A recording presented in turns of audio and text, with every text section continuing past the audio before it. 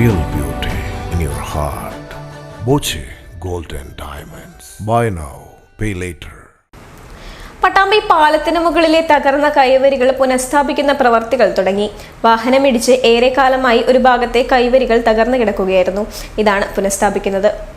പട്ടാമ്പി പാലത്തിന്റെ കൈവരികളുടെ തകർച്ച പരിഹരിക്കുന്ന പ്രവർത്തികൾ ആരംഭിച്ചു. മാസങ്ങൾക്ക് മുമ്പാണ് വാഹനമിടിച്ച് പട്ടാമ്പി പാലത്തിന്റെ കൈവരികൾ തകർന്നത്. പിന്നീട് താൽക്കാലികമായ സംവിധാനങ്ങൾ ഒരുക്കിയാണ് ഇവിടെ സുരക്ഷ ഒരുക്കിയിരുന്നത്. വിദ്യാലയങ്ങൾ തുറക്കാനിരിക്കെ പാലത്തിനു മുകളിലുള്ള കാൽനടയാത്രയും വാഹനയാത്രയും ഒരുപോലെ ഭീതിയിലാക്കുന്ന സ്ഥിതിയിലായിരുന്നു കൈവരികളുടെ തകർച്ച ഇവിടെ നിലനിന്നിരുന്നത്. ഇതിനെക്കുറിച്ച് ACV ന്യൂസ് നേരത്തെ വാർത്ത ചെയ്തിരുന്നു.